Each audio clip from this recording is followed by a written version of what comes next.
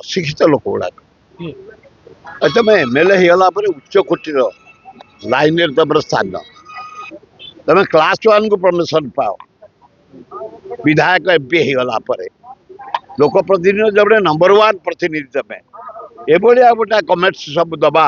Ladies ମହୋଦୟ ସେ ଜଣେ ଭଲ ଲେଖିକା ଉଚ୍ଚ ଶିକ୍ଷିତା, ତାଙ୍କୁ ଗୋଟେ ବଢିଆ ଶସ୍ତା କମେଣ୍ଟ ଦବା ଉଚିତ। ଦଳ ପକ୍ଷରୁ କଣ କାର୍ଯ୍ୟାନୁଷ୍ଠାନ ନିଆଯିବ?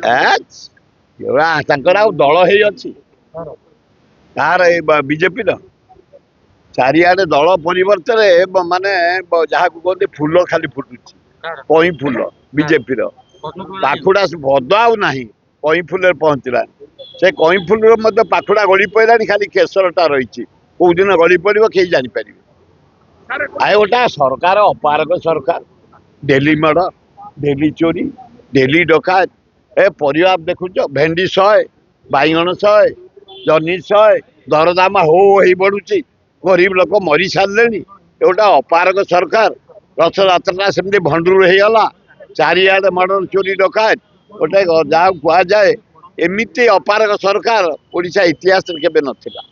ଗୋଟେ ଭିଡିଓ ଭାଇରାଲ ହଉଛି, ଆପଣ ଜାଣିଥିବେ ଜଣେ ପୂର୍ବ ଓଏସ୍ ଅଫିସର ମହିଳା ସେ ଯୋଉ ମାଡ଼ ଯିଏ ଖାଇଛନ୍ତି ଓଏସ୍ ଅଫିସର, ତାଙ୍କ ଉପରେ ଏଲିଗେସନ ଲଗାଇଛନ୍ତି ତାଙ୍କ ଯୋଗୁଁ ତାଙ୍କ ସନ୍ତାନ ନଷ୍ଟ ହେଲା, ସେ ବହୁତ କରାପ୍ଟେଡ।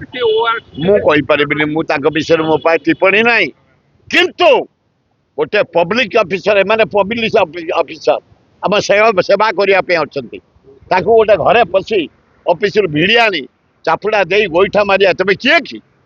ତମେ କିଏ? ଆଜି ଭାରତ ବର୍ଷ ପୃଥିବୀ ଆଜି କାମ ହଉଛି କର୍ମଚାରୀଙ୍କ ପାଇଁ। ଆଜି ଓଡିଶା ଏଇନା ବନ୍ୟା ବାତ୍ୟା ଯୋଉ ଆରମ୍ଭ ହେଇଗଲାଣି, କିଏ କାମ କରୁଛନ୍ତି ଯାଇକି? ଏଇ ଓଏସ୍ ଅଫିସର ମାନେ କିଏ ଜଗୁଛନ୍ତି? ଏଇ ପୁଲିସ ଅଫିସର ମାନେ। ଆମେ ପୁଲିସ କି ବଢେଇବା, ଆମେ ଆଡିସନାଲ କମିଶନ ବଢେଇବା, ଆମେ କଣ ଗୁଣ୍ଡା? ମୁଁ ନିନ୍ଦା କରୁଛି। ଆଉ ସେଗୁଡାକ ବେଶୀ ତର୍ଜମା ନ କରି ଆଇନ ହାତ ଲମ୍ବା, ଯିଏ ଯୁଆଡେ ଆରେଷ୍ଟ ହେଇଗଲେଣି ଶାନ୍ତିରେ ରୁହ।